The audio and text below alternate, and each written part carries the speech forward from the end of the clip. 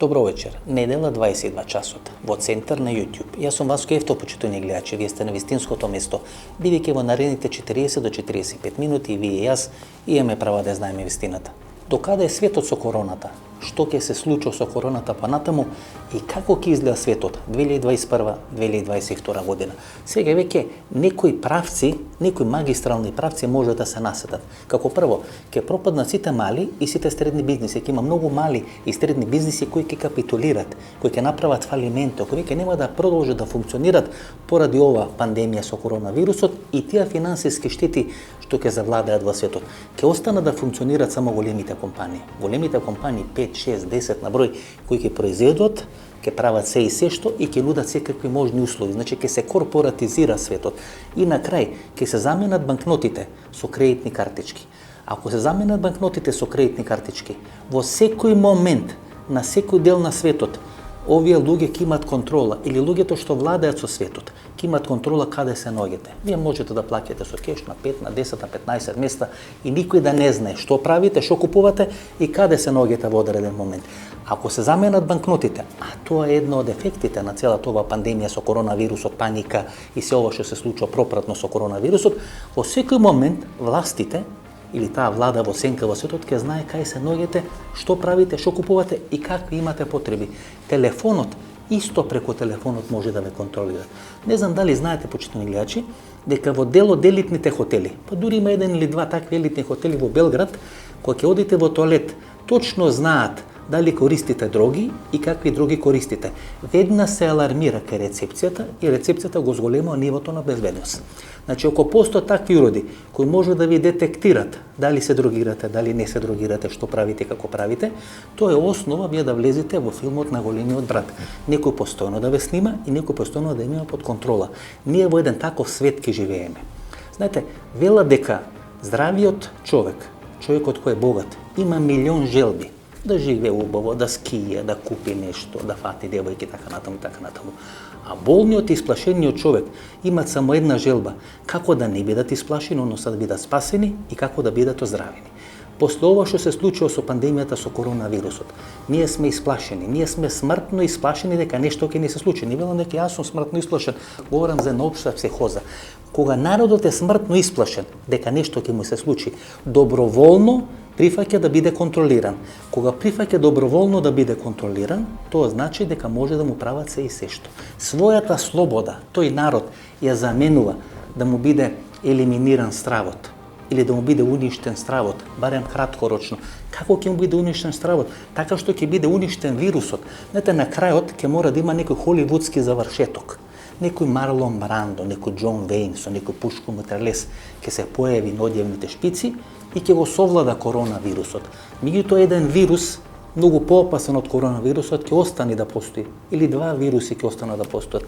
Да бидеме исплашени, да бидеме вечно исплашени, не само од корона, туку од све, ќе се зголемуваат тие корони или разни други видови на корони и да бидеме контролирани. Ние доброволно прифаќаме да бидеме исплашени и да бидеме контролирани. Во таков свет ќе живееме. Корпоративен свет. Ќе се знае се и се што за нас. Преку овој телефон ќе знаат што ни фали, какви болести имаме, какви лекови купуваме, какви лекарства купуваме, значи ќе ни контролираат животот. Тоа ќе ни се случува може не 2021, не 2022, може би 2030 година, може би 2035 година, но тоа е свет кон кој се движиме. И знаете, ние полека ќе личиме на оној синдром на жени кои се тепани, кои се малтретирани, кои се газени од своите мажи и не ги напуштаат своите мажи. На прашањето зошто тоа не го прават, те велат, па можеби ќе ми биде полошо. Гледате кој е тој робски синдром. Вие сте газени, контролирани, малтретирани, уништувани и не правите чекор. Зошто? Бидејќи ви убиена волјата и прифаќате да бидете контролирани. Во таков свет ние ќе живееме по завршување на пандемијата на коронавирусот. Можеби не веднаш, можеби не за една година, но сигурно во наредните 10 години тоа е иднината на светот. Добар ден, господине Драгаш. Добар ден. 2020 година во Давос се случуваат крупни работи. Вие сте прв кој го отварате тоа прашање. Во Давос принцот Чарлс најавува дека од 2030 година ќе имаме нов светски поредок. Што де факто се случи во Давос, кај што се собра целиот светски крем, бизнис, политички крем, некаде пред 2 месеци? neoliberalni kapitalizam za ovih 40 godina došao je do svog kraja. Oni koji su bogati sve su više bogati, oni koji su siromašni sve su više siromašni. To je taj model i mi imamo podatke, znači recimo za 2018. godinu 1219 milijardera je povećalo svoje bogatstvo za 18%. To je dokaz znači da taj model je iscrpljen i on je bankrotirao. Tako da je naša sada, i zato je on to rekao da u Davosu je bio razgovor upravo o tome, zatvoren, da se ovakav model više ne može održati i da to vodi potpuno socijalnim nemirima i kompletno propasti zapadne civilizacije. Ovdje treba da kažemo da je prema zvaničnim podacima sa federalnih američkih rezervi 1% najbogatijih u Americi imaju primanja 5 puta veća nego 50% ostalog stanovništva. Znači to je zvaničan podatak. Što se slučuje s ove federalni rezervi? Prvi put poslije 1913. godina Trump i ministro za financije gi kontrolira tije 2,1 bilioni do 2,2 bilioni dolari koji se ušpricani ili ki бъдат ušpricani u amerikanskата ekonomija. To je prvi put poslije 1913. godina. Se slučува li tamo nešto dramatično? Ima li tamo odredeno prelevanje na mokta da se izgubi kontrolата врз федералните резерви, кој што е најголемата штампарија на пари во светот, која всушност ја креира светската политика? Прв пат после 1913 година Трамп и американска држава ќе имат некоја контрола. Реална е таа или фингирана контрола според вас? Fingirano. Zato što to što je sve kružilo internetom u noći od 8. do 9. marta, to je potpuna laž. Znači, ja vam dajem, ja sam 36 godina svaki dan na financijskim tržištima, a trenutno je znači ubačeno u sistem preko 6.000 milijardi dolara. 6.000 milijardi dolara. Amerika, za vaše gledaoce, oni koji ne znaju, znači Amerika je zadužena, ja sam to prvi objavio pre nekoliko godina, Amerika je zadužena preko 400.000 milijardi dolara. 400.000 milijardi dolara. Znači, to što piše, onaj što otkucava dug 23.000 milijardi dolara, to je samo budžetski države. A gde su ostale? Gde su dugovi građana, privrede? Znači, preko 400.000 milijardi dolara. Ова операција се нарекува љупење на кромидот или љупење на лушпите на кромидот. Тоа помалку создава нагон за плачење, појавува солзи на очите, меѓутоа е здраво за една држава, е здраво за едно општество. И ние полека влегуваме во таа операција на љупење на лушпите на кромидот. Ако замислиме дека ова Македонија, дека ова македонската политичка сцена, овие лушпи на кромидот се маргините на едно општество, екстремните маргини, екстремно лево и екстремно десно. Например, екстремно лево беше шарената револуција. Гледате како СДСМ елегантно се ослободи од шарената револуција. Екстремно десно се оние луѓе кои се против ЕУ, против НАТО, се антиглобалисти и така натаму и така натаму. Тие не припаѓаат на ВМРО ДПМН, но се десно или екстремно десно ориентирани. Во најголем дел нашата имиграција или нашите гастарбајтери се екстремно десно ориентирани. Тие го мрзат ЕУ, го мрзат НАТО, а всушност се емигрирале во држави кои се членки на ЕУ на НАТО. Мене никош не им беше јасно, почитувани гледачи, што барат во држави кои се членки на ЕУ на НАТО, а толку ги мрзат. Ке беше многу поприродно да одат во Белорусија, да одат во Кина, да одат во Виетнам. Ке има основа да ги мрзат ЕУ и НАТО. И никога сум немал одговор на тоа прашање. Зашто овие луѓе или зошто овие луѓе емигрираат во западни држави, а ги мрзат државите каде што емигрираат? Можеби Мио Драгзец, професорот Мио Драгзец, го има одговорот на тоа прашање. Да го слушнеме тоа одговор. Драгзец, да. Вие некаде на 60 и нешто години правите одлична YouTube кариера. Вие имате професорска кариера 40 години и никош не сте толку популарен како последните 2 години. Да. Правите растур систем на YouTube, секој видео, секој настав е 200-300 илјади гледан. Да, тоа се дешава. И најмногу се гледани тие ваши YouTube од диаспората српска, диаспората македонска. Например, мене барање да ја направам интервју со вас ми дојде од македонската диаспора. И има една работа која мене ми е малку чудна. Сите тие луѓе живеат по Австрија, по Франција, по Швајцарија, не знам, по Велика Британија и така натаму, значи живеат во западниот свет, а се такви националисти. Ја мрзат Европска Унија, го мрзат НАТО, мрзат све што е западно. Како да го објасниме тој конфликт?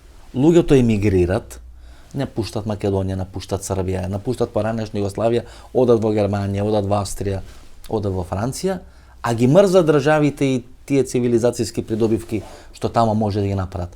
Исто како овие што доаѓаат од арапските држави, не знам, овие бегалци, мигранти, како да ги наречеме, тие доаѓаат во Западна Европа, не се прилагодуваат и сакат културата од Сахара, од Африка, не знам, од Азија, не знам, како тоа цивилизацијски да го објасниме. Vi baš postavljate teška pitanja, ja mogu pokušati, što kažu, da nekako artikulišem kako ja vidim uzroke zašto se to dešava. Vi imate sa Balkana dva talasa migracije. Jedan talas je bio 60. do 80. godina, gde su ljudi odlazi sa namerom da se vrate. Posle ona stopanska reforma od 1965. Da, 61. godine. Kiro Gligorov, ta ekipa. Da, sistem komunizma pokazuje jednu bazičnu neravnotežu da ne može da kreira dovoljnu stopu privrednog rasta da zaposli rastuće stanovništvo. Znači, 61. godine se pokazalo da taj model ne može da funkcioniše, ne može da formira akumulaciju, ne može da obezbedi adekvatan rast. Drugo je šta mi danas pričamo o komunizmu. Nama je prošlost lepša što je dalja. Da, to je vaša jedna floskula. To je dalja. Da, to je vaša floskula koja vi je zaštitan znak, trademark vi je na socijalnoj mreži. Minatото ni je pubovo, koliko je podalečno. Da. Pa to je problem. Sada ta emigracija odlazi sa namerom da se vrati i spremna je da prihvati sve uslove koji se tamo njoj daju, smatrajući da je to privremeno, da se zaradi novac, da se napravi kuća, da se kupi auto, traktor, pitaj Boga šta. I oni ne postavljaju pitanje šta su oni u tom društvu. Oni znaju da su došljaci, da su raspoređeni na najniže poslove. Da, gotovo. I su Mercedeske sa vrata, tu sjelo to. I oni to poniženje ili težak život koji tamo trpe nadomeštaju jednom iluzijom koju ovde nama saopštavaju da oni žive u Minhenu, Dortmundu, Parizu i tako dalje. Pijet Coca-Cola, vozat Mercedes. Da. Međutim, odlazi sada nova generacija. To je posle vojnite. Da. Ova sadašnja posle 90. odlazi srednja klasa. Odlazi klasa koja pored novca traži određeni socijalni status, tretman, inkluziju i tako dalje. Taj sistem to ne daje.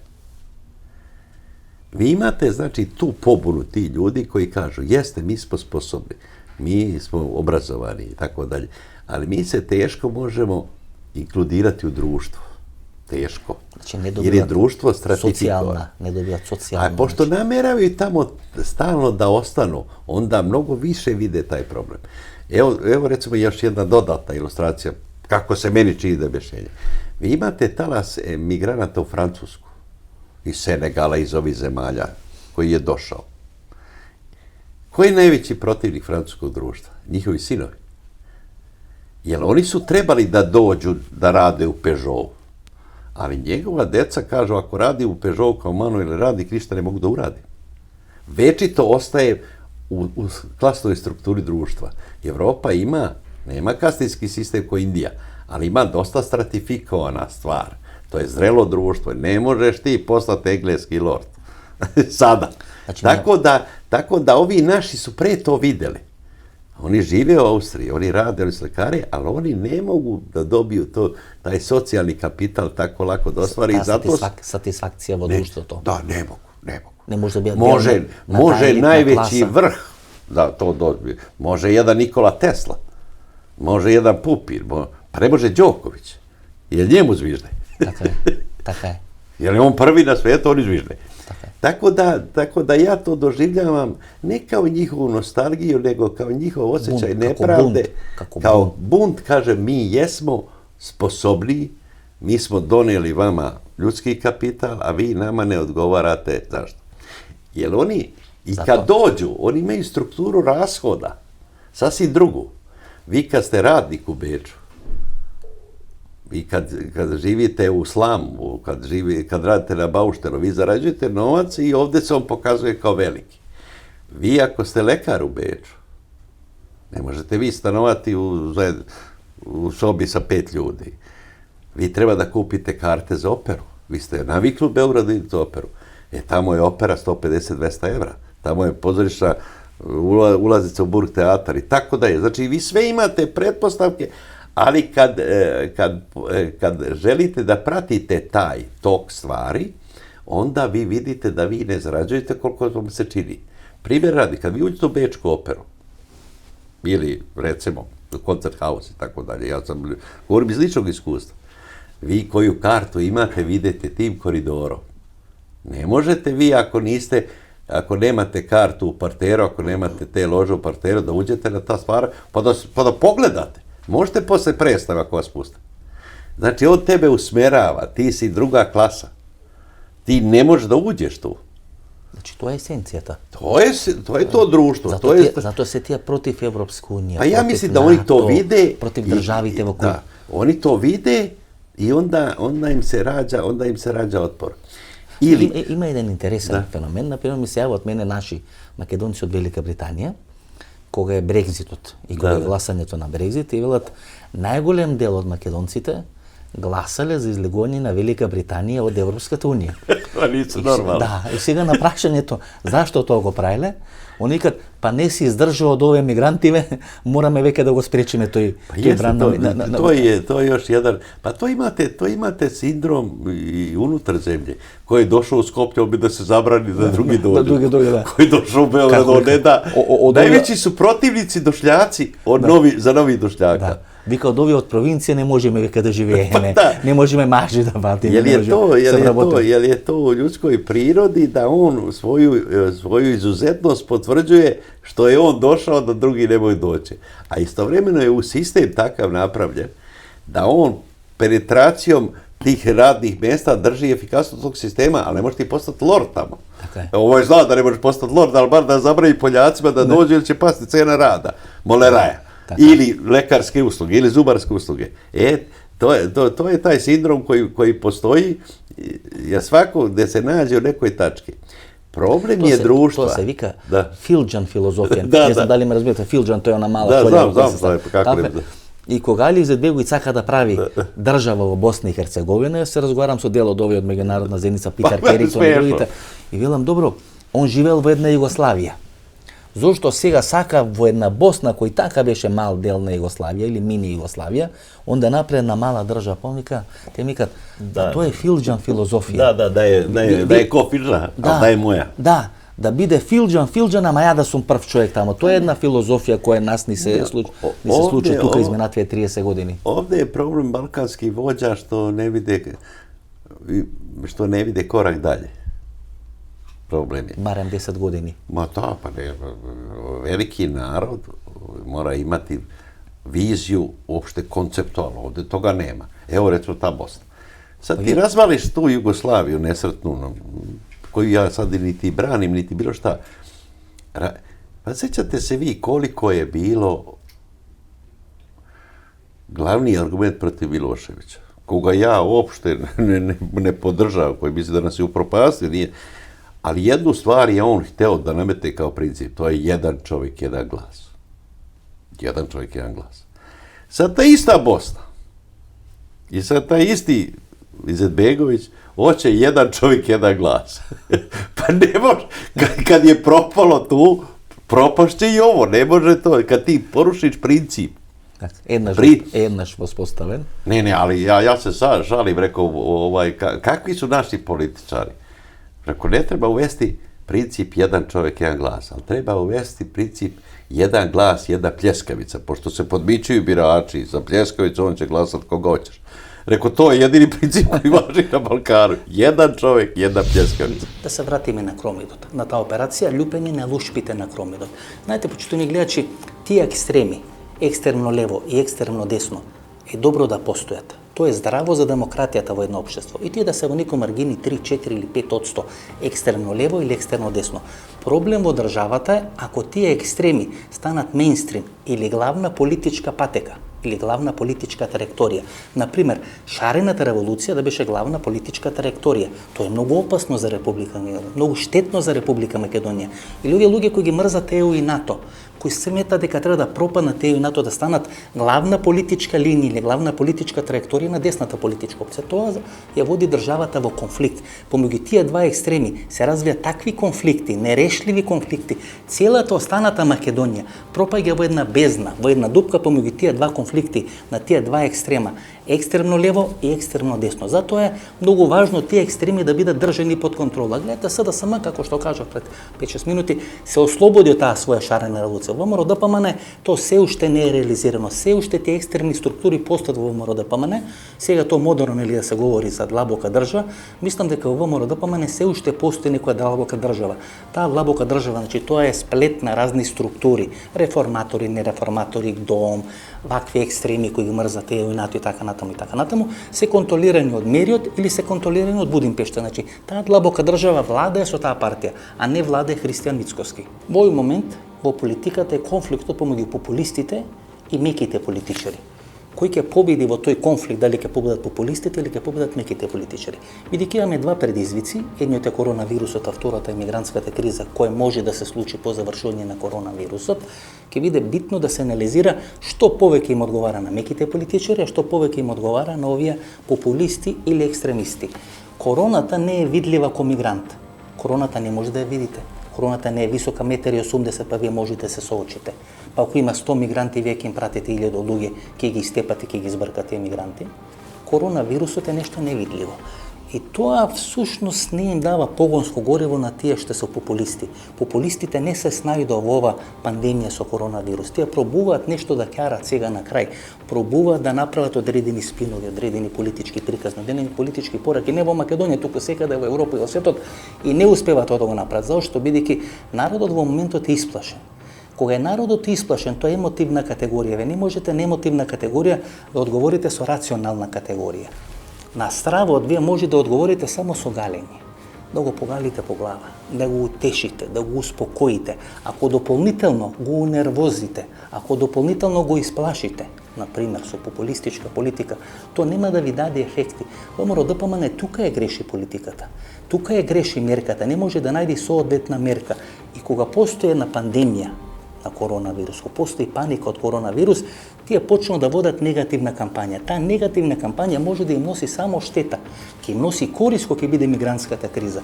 Бидејќи мигрантската криза може да мобилизира една поинаква структура на луѓе, да мобилизира една поинаква енергија. Меѓутоа сега, во век на пандемија на коронавирус, секоја негативна кампања која води ВМРО ДПМН им носи штета, им го намалува политичкиот рейтинг. Во овој момент анкетите се јасни, тоа се анкети направени некаде пред 10 дена, почитувани гледачи, немаме нови анкети, значи мораме да ја користиме тие анкети кои се стари 10 дена. Според тие анкети, 82% од македонските граѓани му веруваат на министерот за здравство господинот Филипче, а само 11% не му веруваат. Знаете, ако 82% од граѓаните ви веруваат, вие сте како тефлон, сите напади кои се упатени кон вас се одбиваат како тефлон. Можеби ќе се сменат тие резултати. Можеби тие резултати после број на заболени или после поголем број на умрени ќе се сменат на штета на Филипче. Меѓутоа во моментот со вакви резултати, со вакви анкети, напади на Филипче е исто како да мочате спроти ветрот. Мочајќи спроти ветрот, мочката ви се враќа во лице. Тоа е суштината. СДСМ одбира да води сосема друга политика, мека политика. Всушност една партија која продаде се што може да продаде во Република Македонија, која ги продаде најсветите работи, идентитетот и името, не може да води ни поинаква политика. Меѓутоа, во ова пандемија со коронавирусот, ако нема екстремно заболување на луѓе или екстремен број на умрени луѓе, СДСМ многу поумешно одбра да води мека политика, политика на неконфликтно со ВМРО ДПМН. Политика кај што тие се умерените, тие се разумните, тие се рационалните, а ВМРО ДПМН кога народот е констерниран, кога народот е исплашен, кога народот седи дома, води одредена негативна кампања. Мислам дека стратезите на СДСМ, тоа ми е тешко да кажам, тешко ми е да изустам, стратезите на СДСМ многу подобро го проценија моментот во споредба со стратезите на ВМРО ДПМН. Не знам дали приметувате, почитувани гледачи, како Коста Петров, потпредседателот на СДСМ, полека го истисна Роберт Поповски, кој беше спин доктор на СДСМ. Излага Коста Петров и говори дека има лаксиозност, дека имал панични напади, раскажува. Во времето на Бранко Црвенковски тоа беше незамисливо. Некој од СДСМ да излезе и да раскаже какви психолошки проблеми има. Овој човек пред еден месец даваше интервјуа за македонските портали како поминувал низ тие премрежја на психички стравови, на психолошки стравови, на анксиозност и така натаму и така натаму. И гледате како полека луѓето на Бранко Црвенковски или Шарената револуција се дистанцираат од СДСМ. Во најголем дел и луѓето на Црвенковски, Мил, Чингеровски и таа екипа на Шарената револуција завршеке Христијан Мицковски. Морам да потенцирам еден факт, почитувани гледачи. Во услови на пандемија и на криза, ни ЗАЕ, ни СДСМ, ни власта во Република Македонија не славеа за нашиот прием во НАТО и добивање датум за отпочнување на преговори со Европската унија. На кој му е до славење сега во услови на пандемија од коронавирус? Гледате, како тие луѓе го слушаат гласот на народот? Кој да слави сега кога народот е исплашен, постерниран и едвај се соочува со тој страв како ќе преживее и дали нема да биде заразен. И имате контрамодел, тој е моделот на куриризација. Паника, броење на умрени, критики, барање на оставки. Тој е контрамодел на овој мирен модел кој го спроведува СДСМ. Тој е модел на клацкање на Кока-кола. Кога клачкате Кока-кола, кога ќе отворите Кока-колата, половина ќе ви шприцни во лице или ќе ви стече. Тој е моделот на ВМРО ДПМН, тој е моделот на куриризација. Тој модел на куриризација им носи штета. Мислам дека е крајно време да сватат дека моделот на куриризација им прави сериозни проблеми на рейтингот на ВМРО ДПМН и на рейтингот на Христијан Мицковски. Тоа е битка за преживување на тој модел. Затоа таа нервоза, затоа таа паника, затоа се тие лажни вести. Тој модел мора да преживее, ако ги изгуби изборите, ќе оди во историјата. И затоа е целата таа негативна енергија. Тоа што сакам да го порачам, почитувани гледачи, е дека во животот не секогаш победуваат најсилните, туку најадаптабилните. Диносаурусите биле најсилни, не преживеа бидејќи не се адаптирале на промените. Ако овие луѓе, ако овој модел не се адаптира на промените, ќе заврши на боништото на историјата. Тоа е пораката на времето. Времето бара сосема поинаква форма на комуникација со јавност. Овие луѓе очигледно не се спремни да го направат тој чекор во своите кариери. Кој ќе победи на овие избори? Христијани тоа здраво ќе победи. Ма ако не победи, ќе мислите Не, ќе победи. Па што знам? Анкетите покажуваат нешто Ја друго. гледав минатата емисија, ќе победи Христијан Мицковски, можам да се кладам јас во тоа Ондо дека. се сеќавате 2016 година. Да. Учествуваме на дебатата после изборите во Канал 5 телевизија. Да. И вие сте во групата пред мене Да. и прогласувате најголема историска победа на ВМРО ДПМН. Или вечерта било така тоа. беше, нели? Прогласувате најголема победа, уште не се Остави дојде да тоа, отфатите. остави. Јас пробам да ви кажам дека е лоша изедначена работа. ситуација. Да. Да не испадне вака сега и на 12 април.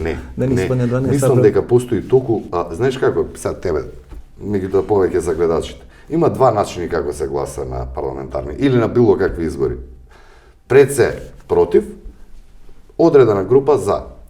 Никола Груевски и ВМРО успеа прв пат во Република Македонија 2008, 2011, 2014 и 2016 да натераат 450-500 илјади во кои избори како, да излезат и да гласаат за ВМРО. Овие избори ќе излезат голем број за ВМРО да гласаат, ама огромен број ќе излезат да гласаат против Заев, уште што е многу полошо, во мотивацијата на излегување за гласање, кај ВМРО јас те уверувам дека многу поголема мотивираност ќе има кај граѓаните кои што се про ВМРО да излезат да гласаат, а кај СДС таа има и најопасна работа, а тоа е дека голем дел од нивни разочарани нема да излезат да им дадат глас. Од тука јас го тврдам тоа дека Христијан Мицковски има и дополнително што ако ти ги споредиш Христијан Мицковски и Зоран Заев, тоа е као мене и Заев исто да, тоа е навредливо дури. Реално Христијан треба да го видиме ние во нареден период неговиот политички потенцијал, меѓутоа јас мислам дека е 10 класи подобар од Зоран Заев и подобро ќе донесе за Република Македонија. Еве да речеме дека имаме никакво здравство, никаква организација, никаква власт, никаква оператива, но тоа во моментот е тоа што го имаме. Тоа е нашиот имунолошкиот систем. Ние подобар немаме во моментот, тоа е нашиот имунолошкиот систем. Во услови на ваква криза, што се прави? Се нарушува или се обезбедува имунолошкиот систем. Ако го нарушиме имунолошкиот систем, ќе поминиме подобро или полошо. Тоа е прашањето кое секоја политичка партија треба да си го постави пред себе. Ако ние го нарушиме овој имунолошки систем, Тоа е поддршка за Република Македонија или тоа е саботажа на Република Македонија? Ајде да си го одговориме тоа прашање и така да си ги поставиме дилемите. Народот така размислува. Кога е народот исплашен, сака да слушни доверба, сака да слушни одреден знак на разум, да биде поголем по главата, да му се вбризга малку оптимизам, малку верба во животот. Критиката не секогаш дава резултати. Дали вие би сакале да помините годишен одмор со човек кој постојано критикува? Како, например, кога тоа шарените го правеа 2015 година, кога беше диво населје. Видите колку беше тоа невкусно. Уште трае битката во диво населје, тие бројат мртви, изразуваат сочувство, барат оставки. Тоа никогаш не дава резултати. Повторувам, тоа никогаш не дава резултати. Да ме верувате, ако нешто се разбирам од овие работи. Тоа исто како 2001 година. Имаме војна 2001 година, никаква мобилизација, никаков одзив на луѓето кои треба да бидат мобилизирани, се сунчаат на плажите на Халкидики, а ние да навиваме дека ќе изгубиме војната. Значи, велам, исто како 2001 година. Дали ќе можевме да победиме 2001 година, ако сите ние навивавме во такви услови на никаква мобилизација дека можеме да изгубиме војната? Дали беше потребно медиумите да ги денунцират, да ги девастират македонските одбранбени структури, во услови кои тие ја бранеа државата? Нешто слично и сега се случува, тоа е она што сакам да ви го кажам. И народот тоа го гледа. Тоа е суштината. Затоа има една мудра мисла која вели дека мртвите се бројат на крајот од битката. Ако мртвите почнат да се бројат на страдина на битката, тоа веќе не е броење, тоа е веќе саботаж. И сега политичката битка или политичката битка пред изборите, кога и да се случат изборите, а во овој момент на СДСМ им одговара колку е можно побрзо да се случат изборите, колку и тоа да делува апсолутно почитени гледачи, а на ВМРО ДПМН им одговара колку е можно да се различат изборите, да нема брзи избори. По можност изборите да бидат идната година споени со локалните избори. Тоа на ВМРО ДПМН им одговара да бидат пролонгирани изборите, на СДСМ да бидат брзи изборите. Сега клучните битки, има 3 клучни битки и во зависност од тие клучни битки кој ќе излезе како победник, ќе биде победник на следните избори. Првата битка е околу здравството и Венко Филипче. Втората битка е околу влезот во Европската унија. Што е направено и како е направено. И третата битка е всушност што ќе се случува во Република Македонија. Во кој правец ќе се движи Република Македонија.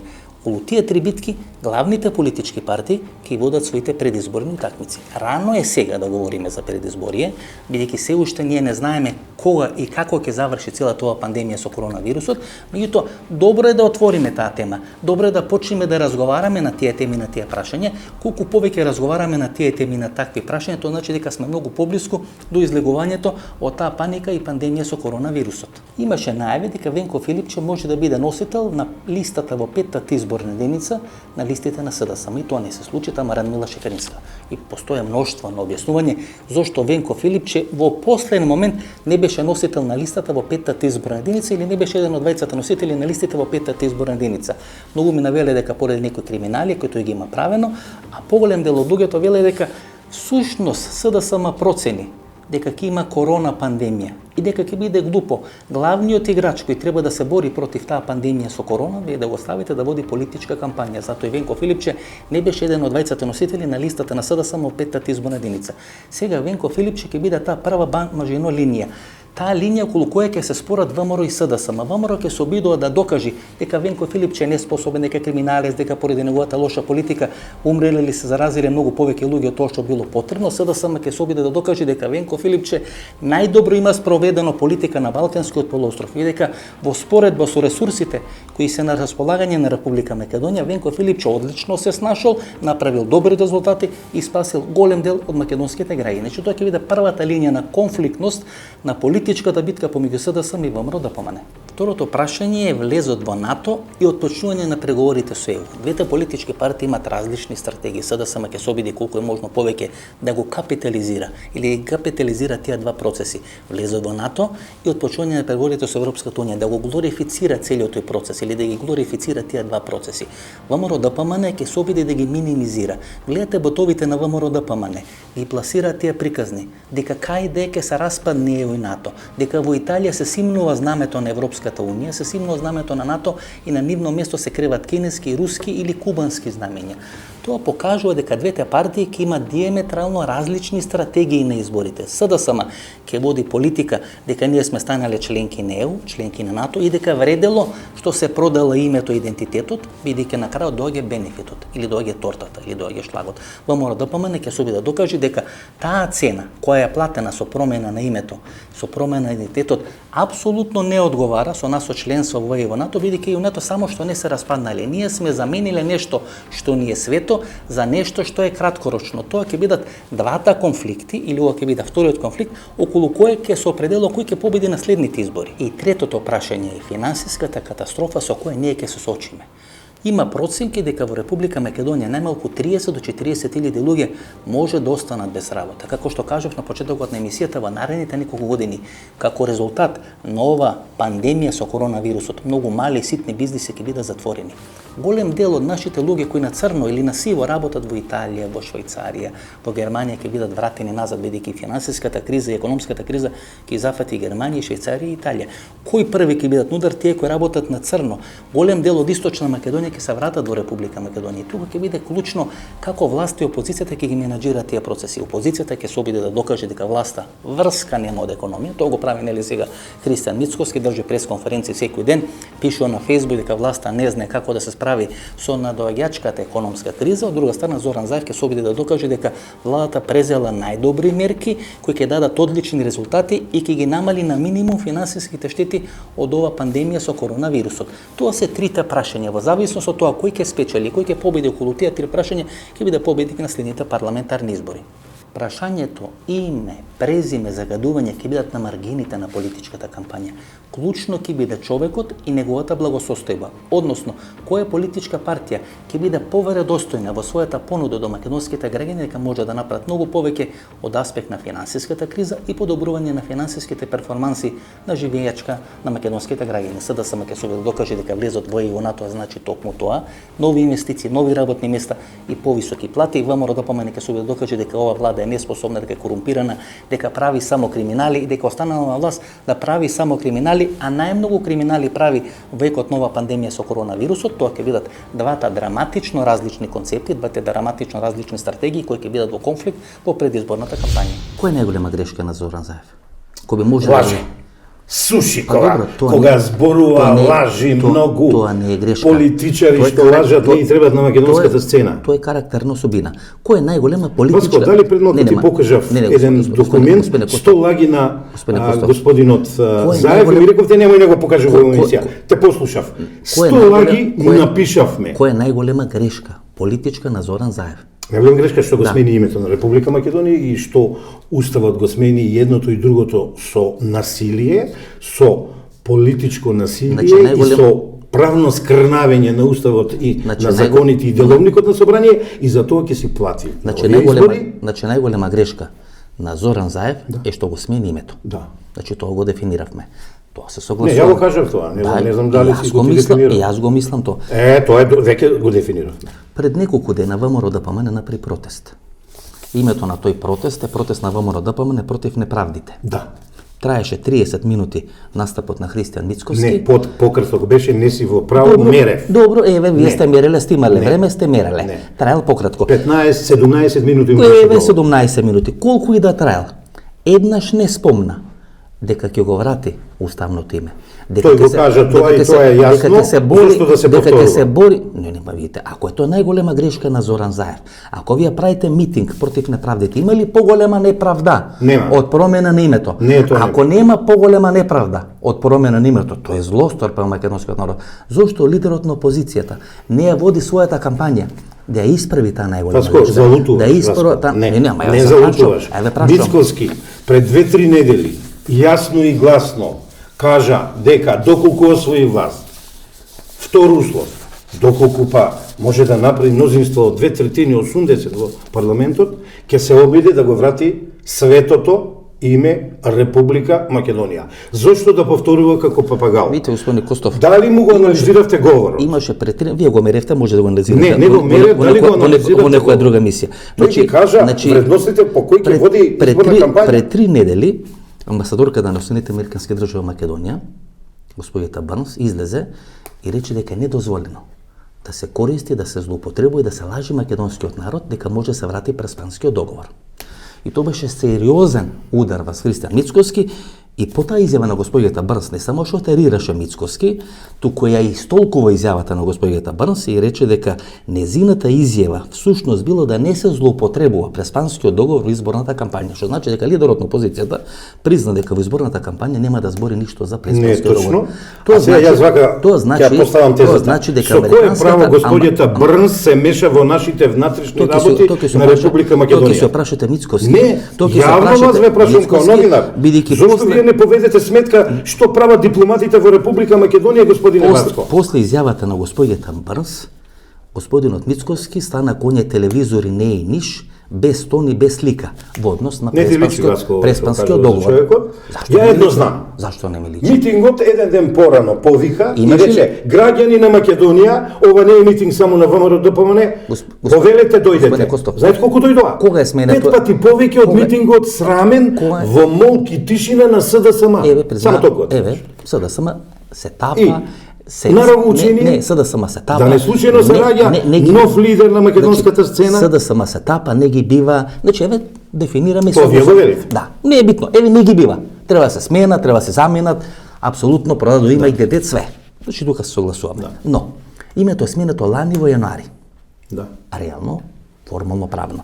Дали лани во јанари, ВМРО ДПМН, имаше митинг на борба против неправдите. Дали лани во јанари, ВМРО ДПМН ги извади на улица граѓаните да протестира против промена на името, кој што сега ги извади пред јавното обвинителство да протестират против неправдите.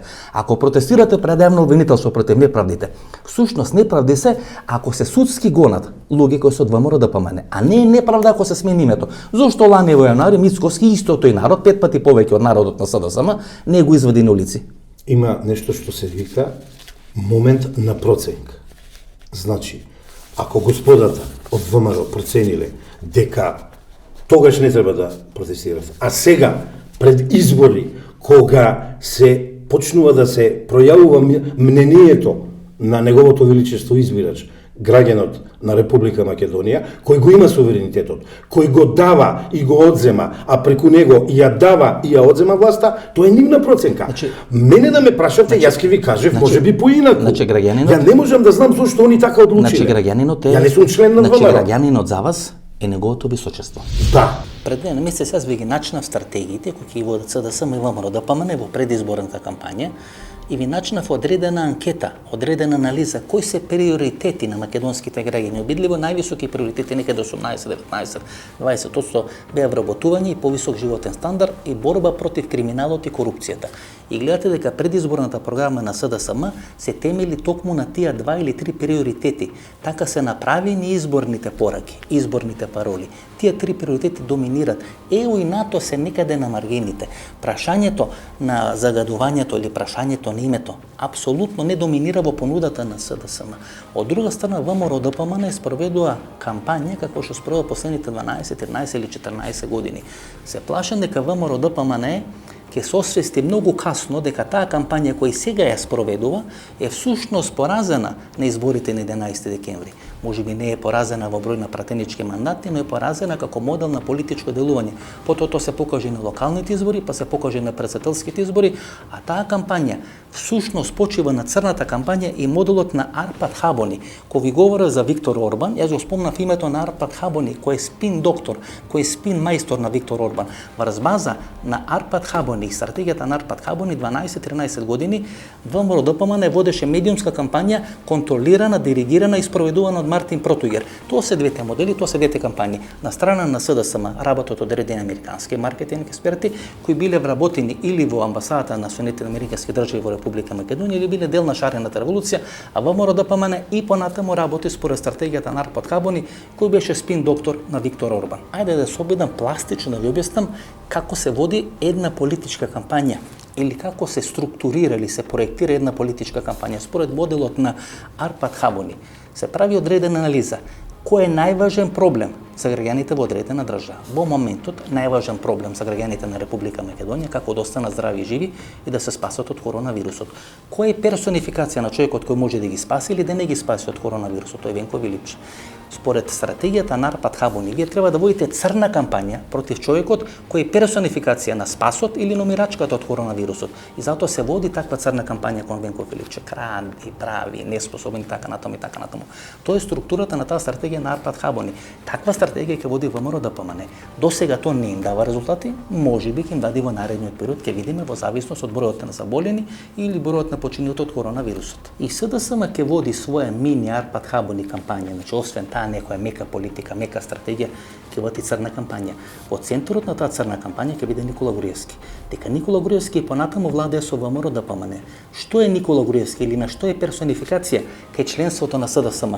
На криминал, на корупција. Тоа е наметнато со бомбите. Ке треба уште многу време да помини тие бомби да се избришат од колективната меморија на македонските гласачи.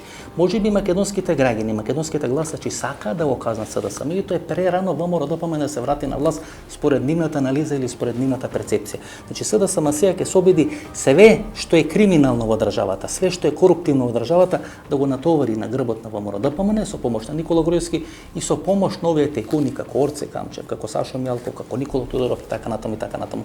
Тоа ќе биде клинчот и конфликтот на двете стратегии. И двата ќе водат црни кампањи, многу повеќе ВМРО ДПМН, многу помалку СДСМ, ќе видиме каков ќе биде резултатот на изборите. Генералната проба што ќе се случува, ние имавме околу преговорите за иднината на СЕО, што ќе биде со СЕО и каква е улогата и ролјата на СЕО, односно како ќе биде запишено македонската историја.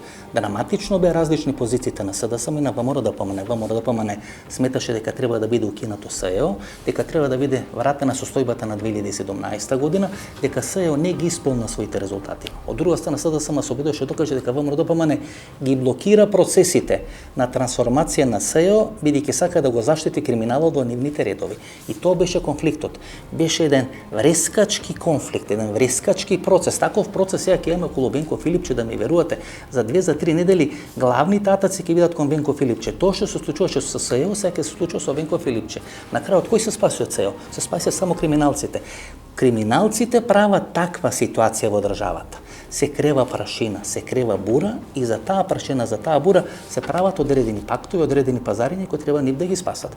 Дали ќе се спасат ќе видиме. Дел од криминалци се спасија. Дел од тие криминалци сега требаше да бидат во затвори, не да делат хотели, да дават стипендии или да дават, не знам, помошти и донации на државата сега во услови на коронавирус. Тие луѓе успеа да се спасат. Тие се комачки со 8 животи. Се надевам дека после изборите тие луѓе веќе нема да се спасат. Дека конечно во Република Македонија правдата ќе влезе на голема врата, дека ќе санкционира се и се што, дали е Вице Заев, дали е Зоран Заев, дали е Христијан Мицкоски, дали е Никола Груевски, дали е Јордан Канча, дали е Сашо Мелков, веќе не е битно. Не е битно дали се СДСМ или ВМРО.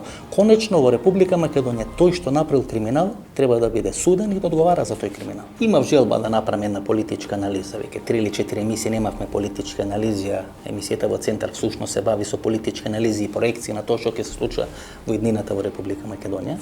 Ако сега треба да направам одредена политичка проценка, тоа мислам, почитувани гледачи, дека одложувањето на изборите апсолутно му одговарат на Христијан Мицкоски. Ако имаше избори на 12 април, Христијан Мицкоски ќе беше поразен. Како што ќе беше поразен ако имаше брзи избори во декември 2019 година. Кога требаше да има избори во декември 2019 година, беше они самит на НАТО во Лондон. Зоран Заев се сретна и со британскиот премиер, со целата таа светска елита, водеа кампања и на баранот на таа кампања СДСМ сигурно ќе победеше на изборите и во декември 2019 година и сега на 12 април 2020 година. На Христијан Мицкоски му одговараше со одложените избори. Сега ќе да направи промена во својата стратегија, мора да направи драматична промена во својата стратегија. А ако сака кои да се одржат изборите, тој ќе сака колку е можно подоцна да се одржат избори, да победи на следните избори. Ако Христијан Мицкоски не победи на изборите, ќе му биде многу тешко да остане на чело на ВМРО ДПМН. Ова беше емисијата во Центар, јас сум Васко Ефтов, почитувани гледачи. Во Центар на YouTube. Ако го задоволивме вашето внимание, ако ги задоволивме вашите желби, ако сте задоволни од емисијата, ние ќе се гледаме повторно во четврток од 22 часот. До четврток од 22 часот, пријатно вечер Македонија, каде и да си, во добро здравје, во добро расположение, и посакувам да сте живи и здрави. Се најдобро. Се гледаме четврток 22 часот.